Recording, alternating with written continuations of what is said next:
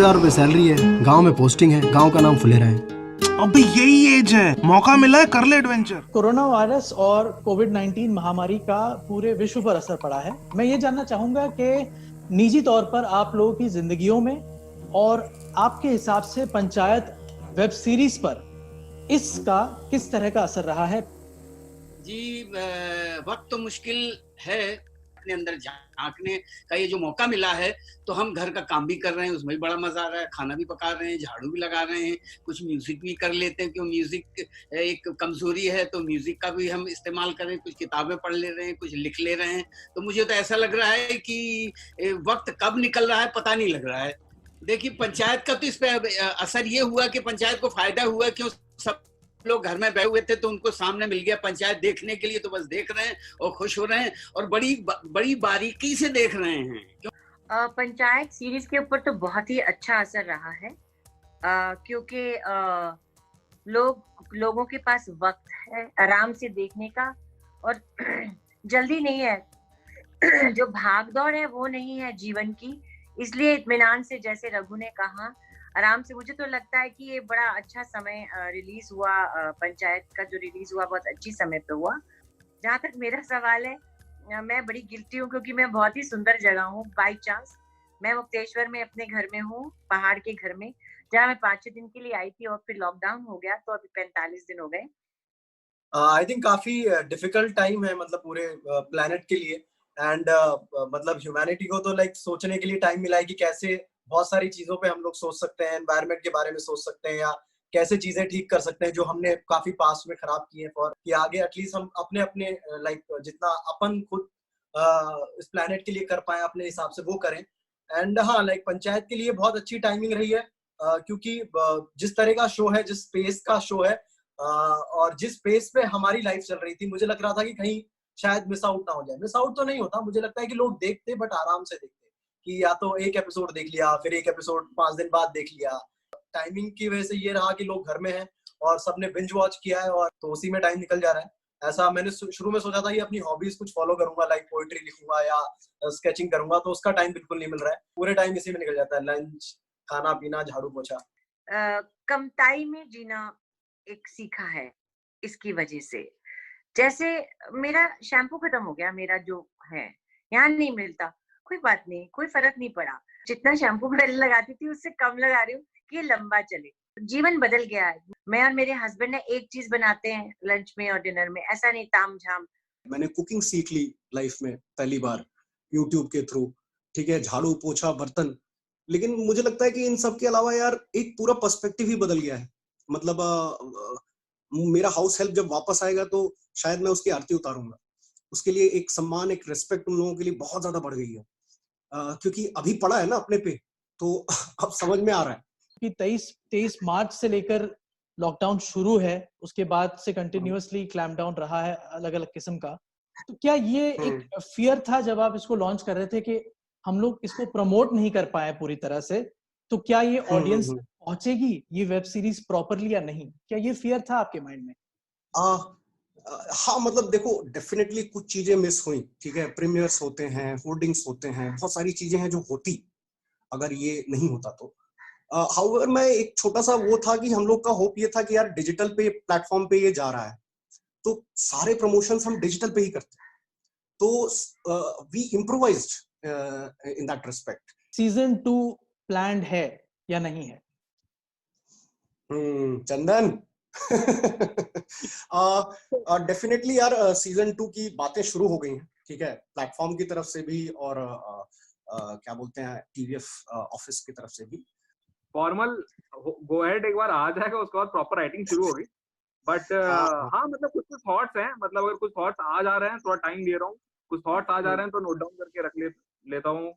उसके अलावा दो चार और मतलब प्लेइंग विद आइडियाज की, मतलब किस डायरेक्शन में ले जा सकते हैं। पॉलिटिकल इश्यूज को कहीं आप टच करते हुए क्या हम देखेंगे उसको, या फिर वो एक सिचुएशनल स्टोरी, जैसे कि ये किरदारों की एक कहानी, इट्स अ सर्कमस्टेंशियल स्टोरी, वैसे ही रहेगी? इस सीजन में भी कहीं भी सोशल या पॉलिटिकल ओवरटोन कहीं नहीं था ज्यादा, ठीक है। मतलब it was always through the, मतलब कैरेक्टर्स की कहानी चल रही है, उन कहानियों के थ्रू अगर कुछ आ जाए तो आ जाए। इंटरटेनमेंट और मतलब लोगों को एंटरटेन करना मकसद था। हाँ सोशल मैसेजिंग है, वो अंदर छुपा रहेगा, कहीं से डिलीवर होके निकल जाए। पंचायत हमेशा से यार बहुत रियलिस्टिक लेवल पे लिखा गया, ठीक है। तो अगर एक कहानी है, एक एपिसोड है जिसमें रियलिस्टिकली कोई हम टोनालिटी, एक अंडरटोन डाल सकते हैं उस सिचुएशन में, तो yes it will be there, लेकिन हम फोर्स नहीं करेंगे। ये मंजू देवी हमारी प्रधान और ब्रजभूषण जी हैं प्रधान पति। अच्छा रघुवीर जी और नीना जी, मैं आपसे ये सवाल पूछना चाह रहा था कि आप लोगों ने जितना फिल्म इंडस्ट्री और एंटरटेनमेंट इंडस्ट्री को जैसे देखा है, आज जहां एक वेब सीरीज में आप लोग काम कर रहे हैं, ये जो इतना बड़ा चेंज है, इस चेंज को आप लोग कैसे मापते हैं? आप बोल रहे हैं, मैं बोलूं? मैं बोलूं? बताइए, आप बोलिए, आपकी बड़े पर्दे पे आप ही बोलिए। अच्छा ठीक है, अब तू कह रहा है तो मैं बोल देती हूँ। हाँ बोल दीजिए, उसके बाद मैं बोल दूंगा जो बचेगा। अपनी बेटी क्यों नहीं ब्याह देते उनसे? अरे नहीं, उनका तनख्वाह बहुत कम है।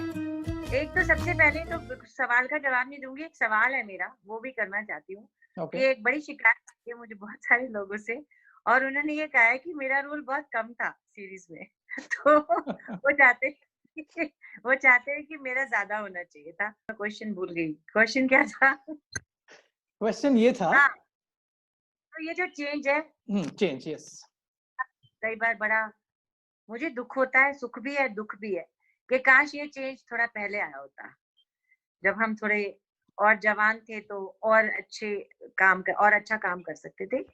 और ये ना ऐसा भी चेंज है जिसमें एक तो नए नए सब्जेक्ट्स उठा रहे हैं लोग, I am impressed by the younger generation, और रियलिस्टिक काम हो रहा है वेब सीरीज में।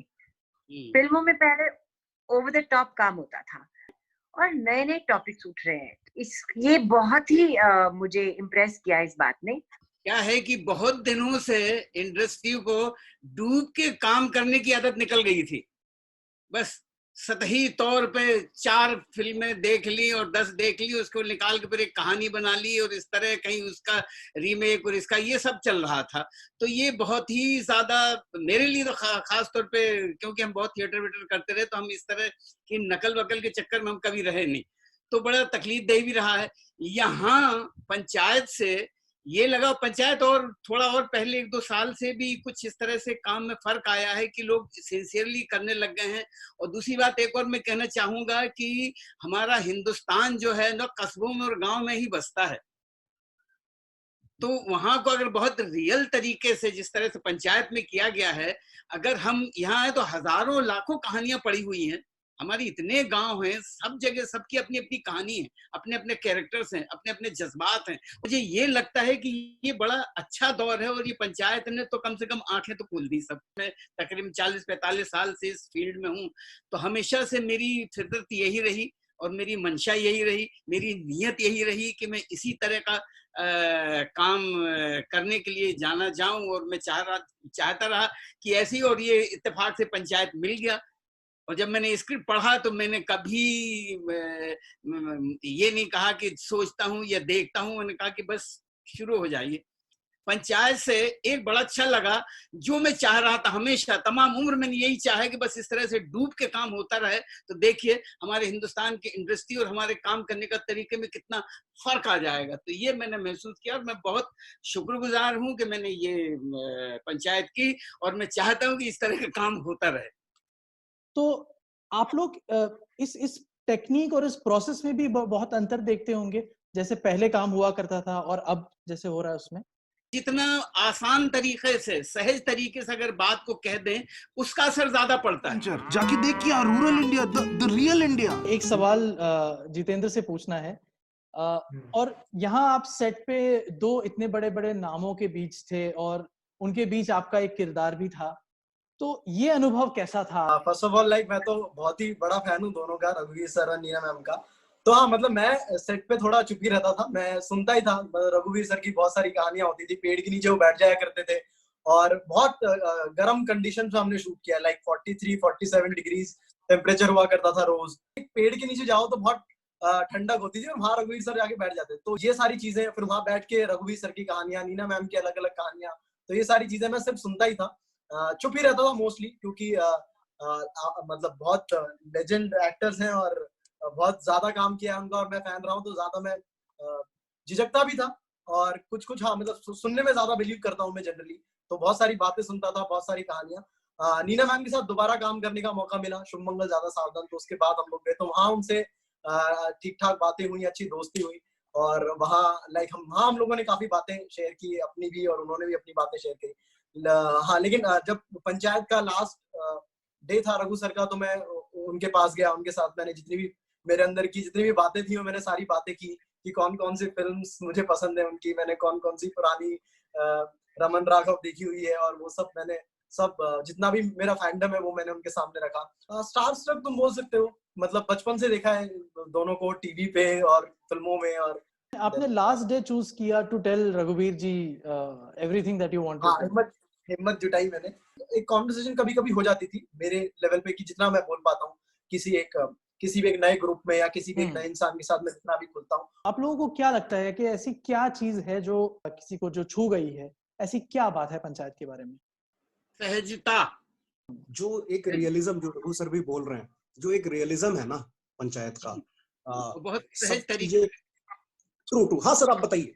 जी मैंने बस वही कहा कि जो सहज तरीके से जो बात को कहने का जो अंदाज था, तो उसमें सहज में जो बारीकियां बड़ी खूबसूरती से निकल के आई जी। और एक और खूबसूरत बात है इसमें कि इसमें कोई भी कैरेक्टर विलेन नहीं लगता, कोई बुरा नहीं लगता, कोई कैरेक्टर से आपको चिढ़ नहीं होती। सारे कैरेक्टर बड़े मजेदार हैं, सबसे मोहब्बत हो जाती है। इतने सारे कैरेक्टरों से अगर मोहब्बत करने लग जाए ऑडियंस, तो फिर दूसरा बिगाड़ का कोई मतलब ही नहीं होता। हम लोग ने कहीं भी ऐसा नहीं दिया कि अब धीरे धीरे कहानी बढ़ेगी और अब कुछ स्पेशल होगा। With the characters also, characters भी ऐसा कुछ अमेजिंग नहीं करते। एक लड़का गांव में आके कुछ एक नया नहीं कर देता, या गांव के जो कैरेक्टर्स हैं वो कुछ अलग नहीं कर देते। बहुत ही छोटी छोटी चीजें होती हैं और वही होती रहती है। लाइक हर कहानी को कहने के लिए कई बार कोई वजह लोग ढूंढते हैं, ऐसा ट्विस्ट हो या इसमें ऐसा कोई प्लॉट हो जिसको मतलब बस जिसकी एक लाइन सुने तो सभी लोग उसको सुनना चाहेंगे। इसमें ये कोई भी चीज नहीं है। तो क्या ये एक किसी किस्म का एक भय था मन में कि क्या लोग इसको एक्सेप्ट नहीं करेंगे? तो क्योंकि मालगुडी डेज आज तक हम क्यों याद करते हैं? हम आज तक क्यों पोटली वाले बाबा की याद करते हैं, जो दूरदर्शन पे सुबह 10 बजे जो सीरियल्स आते थे, हम आज तक याद करते हैं क्यों? यही एक्स फैक्टर, इसकी सिंप्लिसिटी ही इसका एक्स फैक्टर। तो डाउट कभी कदार आए तो आए, बट हम चलते रहे। हाँ, डाउट आया था, शुरू में जरूर आया था, ऐसा नहीं कहेंगे कि डाउट नहीं आया था। एक दो डिस्कशन हम लोग का इंटरनल भी हुआ कि पता नहीं यार कितना लोग देखना चाहेंगे। तो एक बार जब ये सब डिस्कशन हुआ, हमने सारी चीजें वेट कर ली कि भाई ऐसा ऐसा है, तो ये तो श्योर हो गया कि मतलब उतना भी बिजार कुछ नहीं है। तो अगर सही रहा तो इट विल लैंड प्रॉपर्ली। मैं क्या करती हूँ, कोई मुझे कहानी सुना रहा है ना, कोई मुझे स्क्रिप्ट नरेट कर रहा है और अच्छी लग रही है, तो मैं उसके लॉजिक्स में नहीं जाती कि चलेगी नहीं चलेगी, ये तो कहानी नहीं। अगर मेरे को कोई सुना रहा है और मेरे को उसमें इंटरेस्ट सुनने का आ रहा है तो सही है। तो यही सोच पकड़ के मैं चलती हूँ। अब लॉजिक मेरे पास कोई नहीं, लेकिन मुझे इतनी उम्मीद नहीं थी कि लोग इतना पसंद करेंगे। और ऐसे लोग पसंद कर रहे हैं जो बहुत शहरी है, जो बहुत फॉरेन हैं, you know those kind of people, जो इस तरह की चीजें कम देखते हैं या नहीं देखते, उनको पसंद आया। मुझे तो बहुत ड्रामा लगा इसमें, इसकी फजा में ड्रामा है, इसकी जुबान में जो ड्रामा है। तो मुझे तो जब स्क्रिप्ट मैंने पढ़ी और जब मुझे सुनाई गई और जब हम वहाँ वर्कशॉप में पढ़ते थे, तभी मुझे बहुत सारा इसमें आसार नजर आए थे कि ये तो बहुत ही हिट वाला मामला है कुछ, और बहुत बेहतरीन काम होने वाला है। मुझे तो उसी वक्त लग गया। तो ये अलग अलग जो जॉनर्स हैं सारे जिसको आप टच करते हैं, उसको आप किस तरह से अप्रोच करते हैं? और ये कैसी एक्सपर्टीज है टीवीएफ के अंदर के दीपक, जिनको मैंने कई बार एक्ट करते देखा है, वो सडनली डायरेक्शन करते हैं, और भी कई ऐसे लोग हैं जो कई बार पर्दे पे आते हैं और फिर पर्दे के पीछे चले जाते हैं। तो ये टीवीएफ किस तरह से काम करता है और किस तरह से आप अपने सब्जेक्ट्स को चुनते हैं? यार पूरा प्रोसेस है जुगल हमारा, ठीक है। आई थिंक कि जब स्टार्ट करते हैं कुछ भी तो इंटेंशन ये होता है कि ऑडियंस को कुछ नया देना है। टॉपिक वही हम लोग उठाते हैं जिसमें इंटरेस्टेड हो एक्चुअली बनाने में। हाँ, कि अब कोटा फैक्ट्री है तो कोटा फैक्ट्री मतलब यहाँ पे बहुत सारे इंजीनियर्स है टीवीएफ में, सबने तैयारी करी थी, ठीक है, बहुत सारे आईआईटी के भी लड़के हैं। तो अब इतना मतलब उस वर्ल्ड का इतना अंदर तक का एक्सपीरियंस है कि मतलब हमसे बेटर कौन होगा बनाने के लिए। सुबह उठो, दिन भर काम करो, दिन भर गांव वालों का चिक चिक, रात को नाइट का चिक चिक। तो हम लोग पहले लोग थे जिन्होंने एंटरटेनमेंट वाली चीजें वीडियोस बनाना शुरू किया और एक ऑडियंस पहले तैयार की। मैं पूछता था कि कब हम लोग फ्रंट फुट पे आके बड़ी स्टोरीज या लंबी स्टोरीज बनाएंगे या लॉन्ग फॉर्मेट वाली स्टोरीज अपनी कहेंगे। फाइनली वो हुआ जब 2014 में परमानेंट रूममेट्स बनाया और वो लोगों के साथ वर्क किया। 2 लोग एक लिव इन में रह रहे हैं, उनकी कहानी थी और हमको बहुत सारे डाउट्स थे उस टाइम पे कि ये चीज, ये हमारी ऑडियंस जो हमने बनाई है पिछले 3 सालों में, जो वैकी वाइल्ड कॉमेडी देखना जिनको पसंद है, वो इस चीज को पसंद करेगी।